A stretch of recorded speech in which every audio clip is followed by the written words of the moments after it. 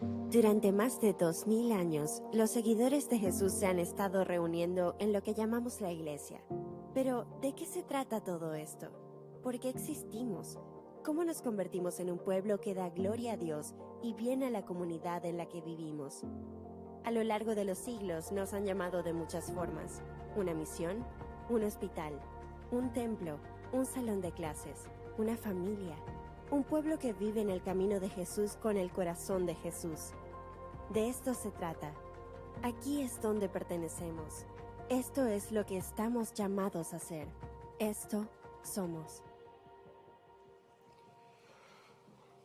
Amén. Esto es lo que somos. Somos la iglesia del Señor. Y bueno, he comenzado cada sermón de esta serie mencionando que es la misión lo que le da forma a la comunidad. Mission shapes community. Y cuando pensamos en qué clase de comunidad queremos ser, tenemos que considerar primero que nada cuál es la misión que tenemos. Y cuando tenemos claridad en lo que es nuestra misión, entonces vamos a tener claridad en cuanto a quiénes son las personas que nos están rodeando y de qué manera estamos juntos impactando este mundo, publicando las buenas nuevas de salvación. Nuestra misión como iglesia es vivir a la manera de Jesús con el corazón de Jesús. Y yo sé que esta es una misión nueva para nosotros, no hemos tal vez tenido mucha interacción con ella, en algún futuro tal vez lo tengamos, pero vivir a la manera de Jesús no es sencillo. Living in the way of Jesus is not easy. Y tampoco lo es vivir con el corazón del Señor, tampoco lo es caminar con el palpitar que el Señor tenía en su corazón cuando estaba en este mundo. Sin embargo, eso es lo que debemos nosotros de tener siempre como un deseo genuino y auténtico, porque eso es lo que somos. Somos seguidores de Jesús y vivimos para Él y lo seguimos a Él y lo amamos a Él. ¿Estamos de acuerdo, iglesia? Ahora, en la primera semana de esta serie que se llama Estos Somos, hablamos de que somos una misión. La segunda semana hablamos de que somos un hospital. Y la semana pasada hablamos de que somos un templo. Una misión en el sentido de que el Señor nos ha empoderado y nos ha comisionado a ti y a mí para ir a publicar las buenas nuevas de salvación en donde quiera que nosotros estemos. También hemos escuchado que somos un hospital en la manera que todas las personas que vienen y son parte de nuestra comunidad son aceptadas, son recibidas, porque el Señor vino a quienes estaban enfermos, no a los que están sanos. Y cuando hablamos del templo, hablamos de que el Señor nos llama a adorarle a Él en espíritu y en verdad. El día de hoy vamos a hablar del tema que hemos titulado Somos Familia. Somos familia. Eso es lo que somos. Y les voy a invitar a que por favor abran su Biblia en Lucas capítulo 6 versículo 12 al 16. Y mientras usted abre su Biblia en esa porción de la escritura, quiero que tenga muy presente que lo que para algunos de nosotros es familia, para algunos otros es distinto. Vivimos en un tiempo, en una etapa en la historia de la humanidad en donde nuestros conceptos están siendo colapsados uno con el otro, porque no necesariamente consideramos a la familia en este caso de la misma manera que otra persona la considera.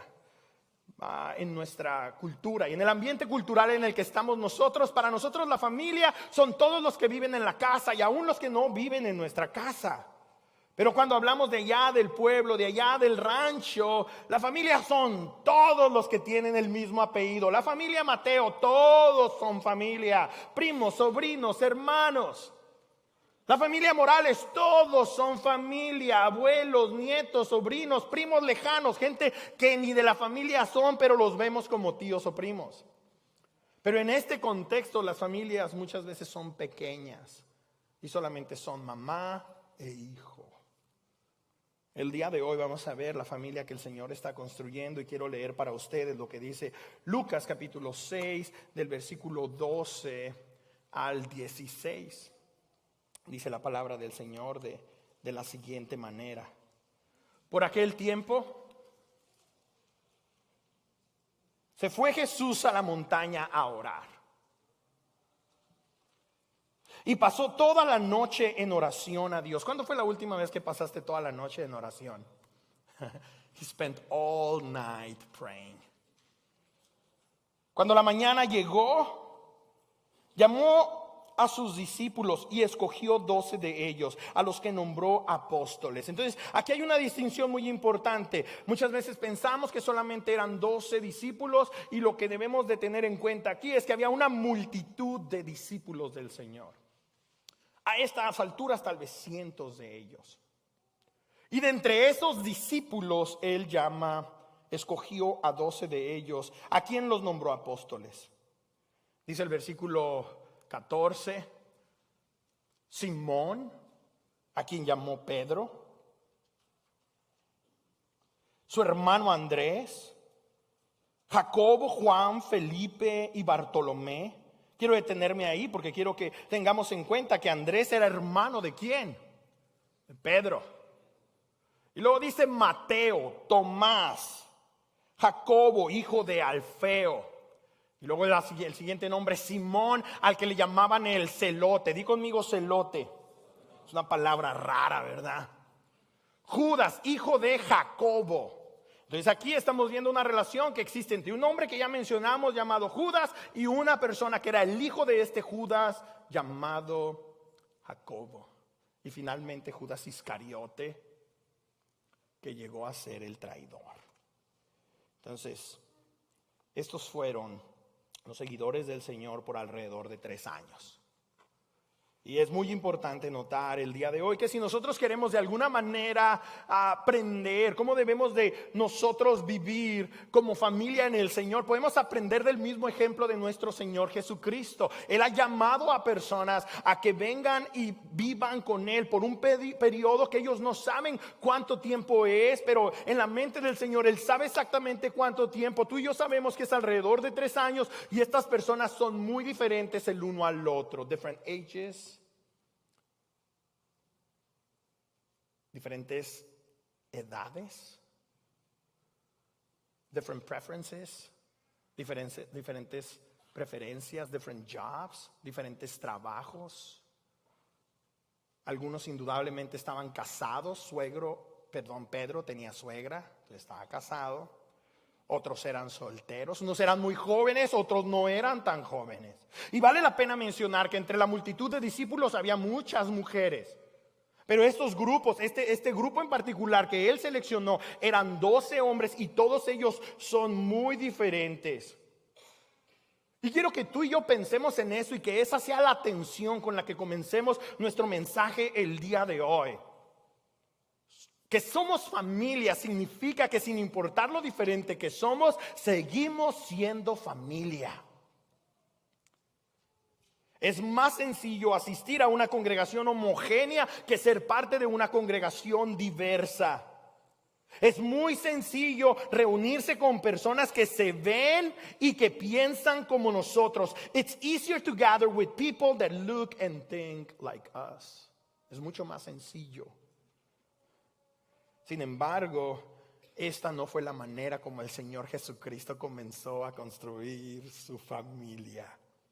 Él seleccionó a sus 12 apóstoles, que no significa otra cosa más que mensajeros.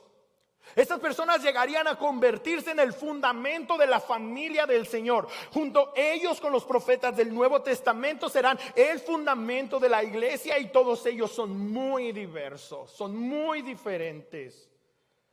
Acabamos de ver, por ejemplo, que no solamente eran diferentes en sus trabajos, en sus edades, sino también son diferentes ellos ideológicamente, piensan diferente el uno al otro.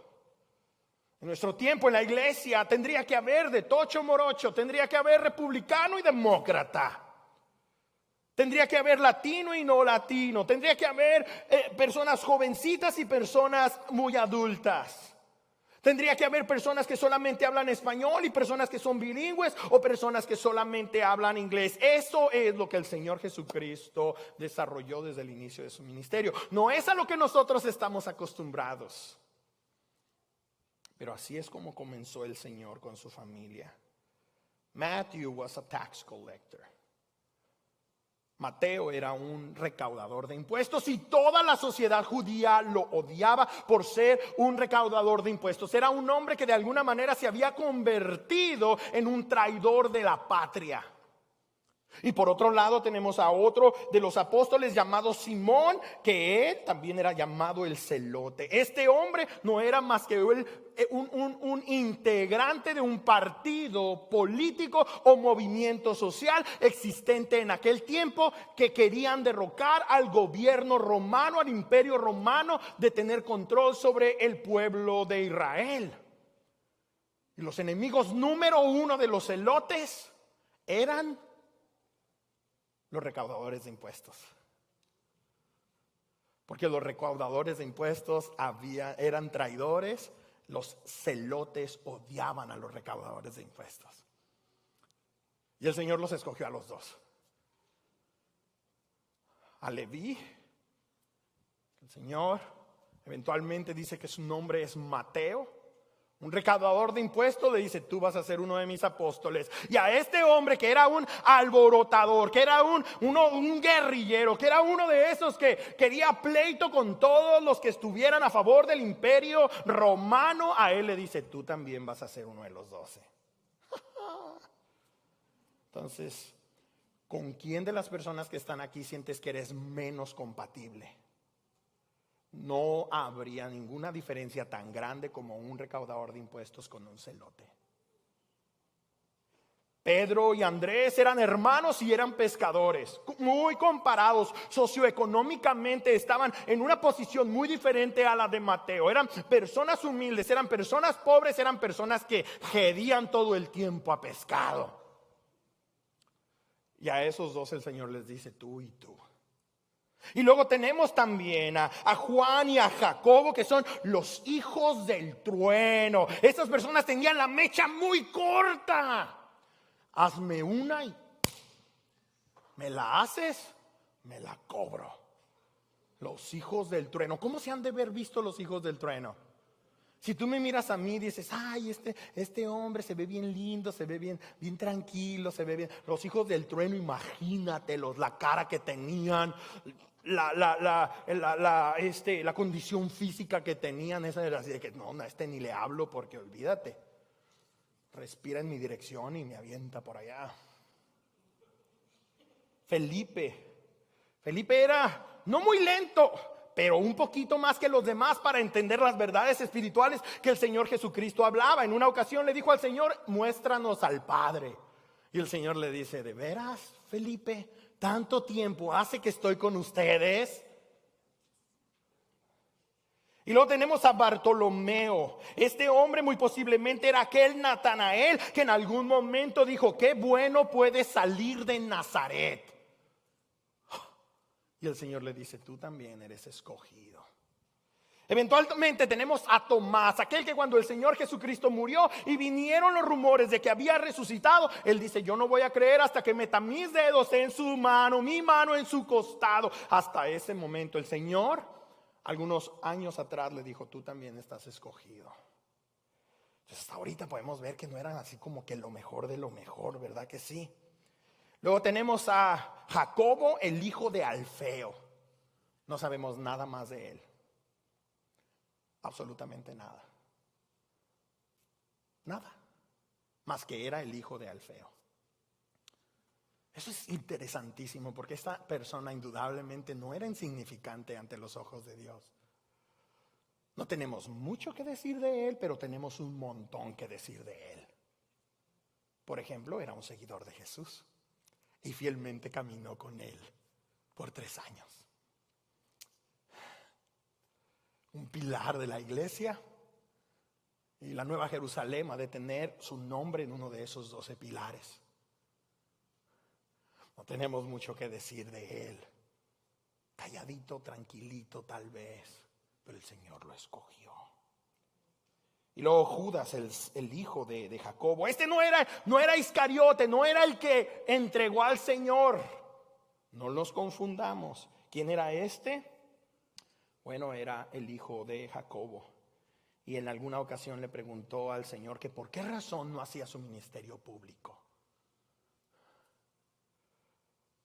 y finalmente Judas el traidor. Muy distintos, ¿verdad que sí? Diferentes edades, diferentes filosofías, diferentes trabajos, diferentes estatus sociales, diferente educación, diferentes amistades, pero todos se convirtieron en fieles seguidores de Jesús. Y sin importar las diferencias que había entre ellos, Jesús usó a estos hombres para ser los pilares de su nueva familia. Lo que significa que esa imagen que nosotros tenemos de los 12 seguidores del Señor más cercanos pueden de alguna manera ayudarnos a entender por qué razón es tan importante que aprendamos a llevarnos y a tratarnos bien los unos con los otros. Hasta estas alturas, estos 12 todavía no entienden lo que están haciendo. Solamente están disfrutando a Jesús. For about 3 years they are just enjoying Jesus, experiencing Jesus. Pero todavía no entienden la misión. They still don't get the mission. Entonces se convierte para ellos este periodo en el que están con el Señor como le dicen rabí, porque ahora Jesús es el maestro, ellos son sus discípulos, y está todo dar a aprender por 3 años de un maestro bien efectivo. Y ellos tienen en su cabeza que van a convertirse en personas que van a tener una posición de autoridad muy elevada. Ellos entienden que van a estar gobernando y reinando junto con el Mesías. Pero todavía no tienen claridad en cuanto a la misión. Y por eso llegó el COVID. Perdón, no es cierto, no llegó el COVID. Por eso llegó la muerte del Señor y están todos asustados y están encerrados y tienen mucho miedo. Y no pueden funcionar. Su comunidad estaba basada solamente en disfrutar y conocer a Jesús. Their community wasn't shaped by mission. Algo así como lo que tal vez nos sucedió hace 1 año y medio cuando viene el COVID y nos dispersa, no necesariamente de reunirnos como congregación, sino inclusive perdimos la relación los unos con los otros, dejamos de llamarnos, dejamos de interactuar los unos con los otros. ¿Por qué razón? Porque la misión no es lo que le da forma a nuestra comunidad. Muchas veces es lo que tenemos en común. Es bonito ir a la iglesia el domingo, es bonito cantar unos cuantos cantos, es bonito tener un pastor, es bonito tener un edificio, es bonito venir y cantar unos cuantos cantos juntos, pero ¿cuál es la misión? De acuerdo a Efesios capítulo 2, versículo 20, el Señor Jesucristo usó a estos apóstoles como el fundamento de su familia, la iglesia. Y como la iglesia del Señor somos hijos y somos hijas de Dios. ¿Estás de acuerdo conmigo? We are children of God. Eso es lo que somos. Esa es nuestra identidad. Esa es nuestra identidad, pero todavía no sabemos cuál es nuestra misión. Por lo menos no he compartido esa parte hasta ahorita en este mensaje. Pero eso es lo que somos hoy, un hijo de Dios. Mira lo que dice Juan capítulo 1, versículo 12. Mas a cuantos lo recibieron, a los que creen en su nombre, les dio el derecho de ser hijos de Dios. Jesus gave us the right to become children of God. Y luego dice el versículo 13. Estos no nacen de la sangre, ni por deseos naturales, ni por voluntad humana. No fue porque se le ocurrió a este individuo tener un pequeñito, a esta mujer tener a un bebé. No nacen por esa clase de deseos, sino que nacen de Dios. ¿Cuántos de nuestros jóvenes sienten que su vida es un accidente? Y sobre todo cuando saben que sus papás no lo planearon, que son hijos de personas muy jovencitas y que luego eventualmente papá o mamá ya no son parte del hogar. ¿Cuántos de ellos se sienten como accidentes? El Señor está diciendo: si tú eres mi hijo, no eres un accidente.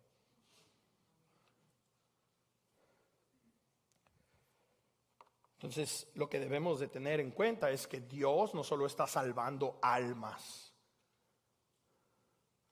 Él está creando una familia. God is not just saving souls, He's creating a new family. Y mira lo que dice Hebreos capítulo 2, versículo 10. En efecto, a fin de llevar a muchos hijos a la gloria convenía que Dios, para quien y por medio de quien todo existe, o sea, el creador de todo lo que existe, tenía en mente que era importante perfeccionar mediante del sufrimiento al autor de la salvación de ellos. Para ser hijos de Dios era importante que Jesús sufriera y padeciera a causa de nuestros pecados. Ese dolor, esa aflicción que sufrió Jesús en la cruz, lo perfeccionó, lo habilitó para podernos salvar. Era necesario que Él muriera y pasara 3 días en un sepulcro y fuera levantado al tercer día para que tú y yo tuviéramos redención, perdón de nuestros pecados. Y ahora tú y yo somos hijos, somos hijas de Dios. God is bringing many sons and daughters to glory through the work of Jesus Christ. Somos hijos e hijas. A fin de llevar a muchos a su gloria, Dios decidió que Jesús tenía que sufrir. Y ahora somos parte de esta gran familia. No estamos solos. Now we are part of this great family. We are not alone. No estamos solos. Entonces, ¿por qué razón, si soy cristiano, en algunas ocasiones me siento solo, me siento sola? Bueno, es que es importante tener intencionalidad. Si nosotros no tenemos intencionalidad, seguimos tratando con personas humanas, seguimos tratando con gente que interactúa, y tú y yo necesitamos ser intencionales, pero no lo somos. Muchas veces queremos que el pastor haga el trabajo del Espíritu Santo. Yo no puedo hacer el trabajo del Espíritu Santo y nadie va a poder hacer el trabajo del Espíritu Santo. ¿Cuál es el trabajo del Espíritu Santo? Estar ahí con nosotros todo el tiempo. Ese es el trabajo del Espíritu Santo. Pero lo que sí podemos hacer es rodearnos de personas con las que nosotros podamos ser abiertos y comunicar cómo va nuestra vida, cómo está nuestra relación con Dios, cómo está nuestra familia, orar los unos por los otros. Eso es lo que sí podemos hacer. Y tenemos que ser intencionales en ese aspecto. Para empezar, tenemos que tener presente que Jesús ya nos ha juntado. Jesus brought us together. Aquí no aplica Dios los hace y solitos se juntan. Aquí no aplica ese dicho. Aquí aplica el Señor nos ha hecho hijos suyos y nosotros hacemos un esfuerzo para estar, di conmigo, juntos. Hacemos un esfuerzo. Somos intencionales. Y si en algún momento te has preguntado por qué son las reuniones del miércoles, para eso, porque para ser intencionales en unirnos. Si en algunas ocasiones te has preguntado de qué se trata servir en la iglesia, es parte de ese proceso. Somos intencionales para vivir la vida con otras personas que aman al Señor. ¿Recuerdas? Las personas que el Señor escogió eran personas muy distintas. El Señor los juntó. Les dijo tú, y ya van 12. Si no, tú también me siguen como apóstoles. No sé si entendían el mensaje que tenían que comunicar todavía hasta ese momento. Oye, pero después de que viene el Espíritu Santo sobre ellos, Pedro se avienta un grand slam en el primer mensaje que predicó. 3,000 personas se convirtieron.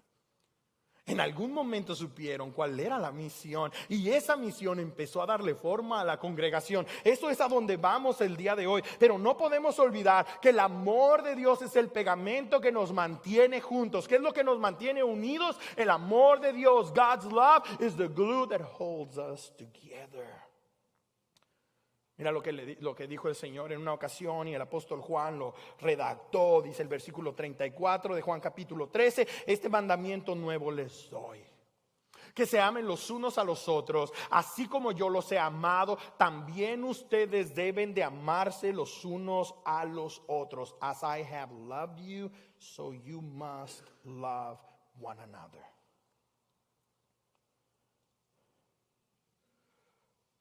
otras palabras, si no hay algo en nuestras relaciones con otros cristianos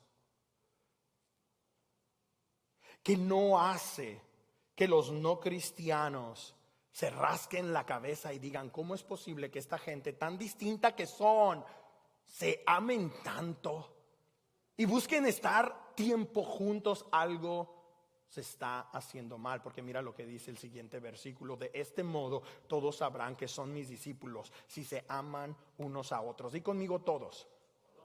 Todos van a saber si somos discípulos del Señor. No por todo lo que sabemos, no por todas las experiencias que hemos tenido, no por todo lo que hablamos, no por todo lo que hacemos, sino por la manera como nos relacionamos con otras personas que también publican abiertamente que Jesús es su Señor. Los no cristianos no entienden teología. Los no cristianos no entienden nuestras experiencias en la presencia del Señor. Los no cristianos no saben lo que nosotros creemos y practicamos. No conocen a Jesús, no conocen al Salvador, pero ellos pueden ver cómo nos tratamos los unos a los otros. Y si nos tratamos con amor, ellos lo van a observar.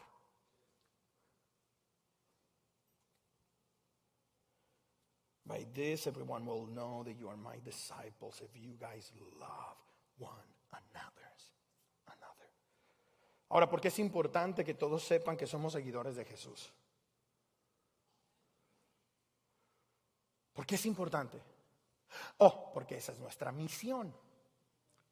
Por eso es importante. El Señor Jesucristo, antes de ascender al cielo, después de haber resucitado, les dijo a sus discípulos: a sus apóstoles, vayan a ser discípulos de todas las naciones de la tierra, bautizándolos en el nombre del Padre, del Hijo y del Espíritu Santo, enseñándoles todo lo que yo les he enseñado a ustedes. Vayan y háganlo. Esa es la misión. ¿Y cómo? ¿Cómo empezamos a practicar la misión? Amándonos los unos a los otros. Y yo sé que nos estamos poniendo en una situación bien difícil, porque tenemos un mensaje que comunicar de acuerdo a Mateo 28, 19 al 20. Somos discípulos del Señor. Somos discípulos.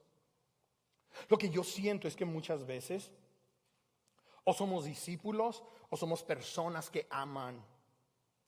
Y hay como que una competencia, o estamos en un lugar o en el otro. Somos aquellos que amamos a las personas, estamos para ahí con ellas todo el tiempo. Y también hay personas que todo el tiempo están buscando habilitar a otros, empoderar a otros, hacerlos crecer a otros. Lo que el día de hoy tenemos que escuchar es que somos los dos, porque somos familia. Somos familia. Y en las familias no solamente nos amamos. En las familias no solamente nos amamos, no solamente nos amamos. En las familias tiene que haber misión de vida. Instruye al niño en su camino y aun cuando fuere viejo no se apartará de él. No nada más es ama al bebecito todo el tiempo y dale todo lo que quiere, y cada berrinche que haga para callarlo, dale lo que quiere, cómprale lo que quiere. Y cuando ya no quiera buscar de Dios y ya no quiera servir al Señor y tiene 11 años apenas, dile: ok, quédate aquí en la casa con cuidadito, nada más no hagas ruido para que nadie nos llame a la policía y luego tengamos un problema por dejar un menor en casa. Ya quiero andar de novio, tengo 13 años, ya quiero andar de novia, quiero andar con una, con uno y con otro. ¿Qué hay ahí? Hubo mucho amor tal vez, pero ¿cuál es la misión en el hogar?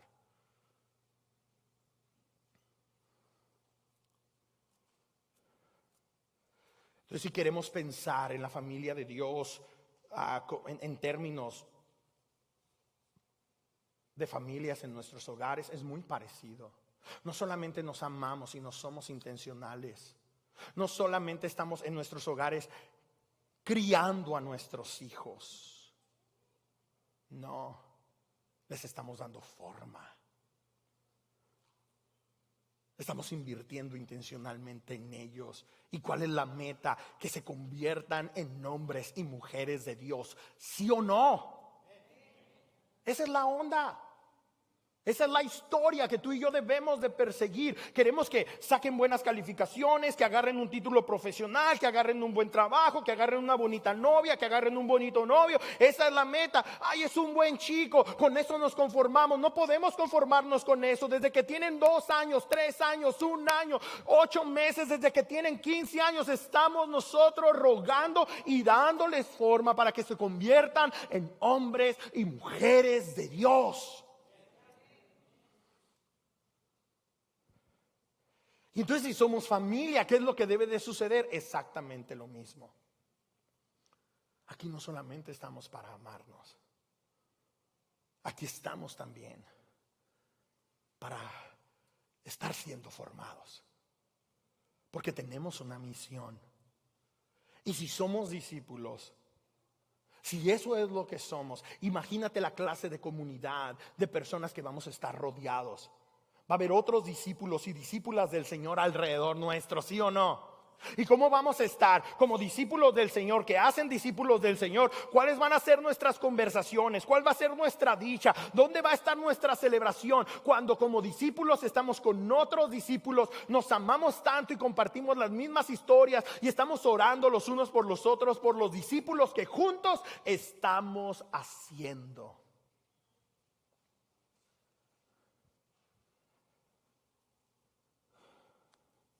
Amarnos los unos a los otros hace evidente que somos la familia del Señor. Pero déjame decirlo mejor y déjame comienzo en inglés. Loving one another makes evident that we are a family of disciples of Jesus. Somos una familia de discípulos del Señor. No somos un club social, no estamos aquí porque nos llevamos bien buena onda, porque somos bien chévere, porque sabes que aquí todo el cotorreo está bien curada y la música está bien chida. No estamos aquí por eso, somos una familia de discípulos del Señor.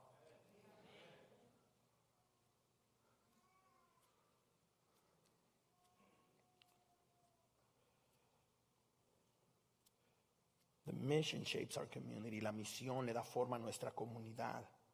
Somos discípulos que hacen discípulos y nos amamos los unos a los otros. We are disciples that make disciples and we love one another. That's who we are. Y si queremos que Jesús se convierta en una persona que vean las personas a nuestro alrededor como la más importante, la más poderosa y la más notable en nuestras vidas, necesitamos aprender a amar a nuestra familia bien y necesitamos caminar por nuestra misión también. ¿En dónde empieza nuestra misión? Díganmelo por favor, papás de familia, ¿en dónde empieza nuestra misión? En casa. Vamos a dudar si nos amamos los unos a los otros en la iglesia, pero si viven bajo el mismo techo, todos se aman, aunque algunas veces no parece, pero todos se aman. Y de la misma manera, entonces, así como es natural el amarnos como familia, tiene que ser natural entre nosotros discipular, entrenar a nuestros hijos en el temor, en el conocimiento de Dios. Eso es lo que le da forma a nuestra familia, nuestro amor y nuestra misión. Y lo mismo en la iglesia. Y llego a un punto bien importante para mí. Algunos de ustedes no tienen hijos y no saben dónde empezar. De hecho, algunos de ustedes piensan que la meta del discipulado es casarse y tener hijos. ¿Quién dijo eso? Yo nunca lo he dicho. Esa no es la meta. La meta de cualquier seguidor de Jesús es seguirlo a Él, caminar con su corazón. Caminar como Él caminó a su manera. Esa es la meta. Estamos muy preocupados porque no encontramos a nuestra media naranja. Estamos muy preocupadas porque no encontramos al Ken de nuestras vidas. Yo sé que esas son necesidades que algunas personas tienen, otras personas tal vez no la tienen, pero esa no es la meta. La meta es vivir para Jesús. Esa es la meta. Y si tú y yo no sabemos lo que es una familia funcional, si tú y yo no entendemos lo que es una familia desde una perspectiva bíblica, entonces tenemos que aventarnos un clavado a las escrituras y ver lo que las escrituras dicen de la familia. Cuando creces en un hogar disfuncional no tienes idea de cómo se vive en familia. Cuando creces en un hogar en donde papá no tomó el rol que le correspondía como jefe, autoridad en el hogar, como protector, como el camarada que toma decisiones rudas cuando se tienen que tomar, los muchachitos crecen sin entender esa dinámica en la familia. Cuando no ven a una figura materna que los cuida, que los protege, que los mima y que también algunas veces es muy recia. Si no tienen esa figura en su hogar, los hijos no entienden cómo funciona. La mayoría de nosotros tal vez no crecimos en hogares en donde nuestros padres tomaron el rol adecuado y por eso estamos confundidos, o a lo mejor crecimos en hogares disfuncionales donde tal vez por eso no sabemos cómo navegar la cuestión de la familia. Bienvenido, estamos juntos en esto, somos la familia de Dios y de aquí podemos aprender. El asunto es que lo mismo sucede con las iglesias. Hay muchos diferentes tipos de iglesias. Y las iglesias muchas veces les da forma a la tradición, les da forma a la teología, les da forma a muchas cosas. Y tú y yo tenemos que por primera vez empezar a abrazar que lo que le debe dar forma a esta comunidad es la misión. Y nos amamos. Mira lo que dice el punto número 3, dice la familia de Dios ha sido diseñada para mostrar la sabiduría de Dios. ¿Cuántos de ustedes creen que Dios es sabio? Dios es muy sabio. Mira lo que dice en Efesios capítulo 3 versículo 10. El fin de todo esto es que la sabiduría de Dios en toda su diversidad se dé a conocer ahora por medio de la iglesia a los poderes y autoridades en las regiones celestiales. Este es un maravilloso versículo de la escritura. God wants to display his wisdom through the church. Eso es lo que el Señor quiere hacer. No solamente, y lo que este pasaje dice, empieza hablando el contexto acerca de la diferencia y la enemistad que había entre judíos y gentiles, y eventualmente llega aquí el autor para hacernos saber que lo que Dios quiere hacer por medio de la diversidad que hay en su familia, mostrar qué tan sabio Dios es a todos, aún a los ángeles del cielo. Los ángeles del cielo no pueden conciliar cómo es posible que somos tan diferentes y que podemos hacer la vida juntos. Ellos son todos pareciditos, todos igualitos, uno tras el otro. Nosotros somos tan distintos. Y ellos mismos están, ¿cómo es posible? ¿Cómo es posible que Maribel se lleve tan bien con Carmen? ¿Cómo es posible? ¿Cómo es posible que John se lleve tan bien con Abel? ¿Cómo es posible? ¿Cómo es posible que Héctor se lleve tan bien con Esteban? ¿Cómo es posible? ¿Cómo puede ser esto posible? Ahí puede ver la gente, ahí pueden ver los ángeles, la sabiduría de Dios. Dios está mostrando algo muy grande. Luego dice el versículo 11, conforme a su eterno propósito realizado en Cristo Jesús nuestro Señor.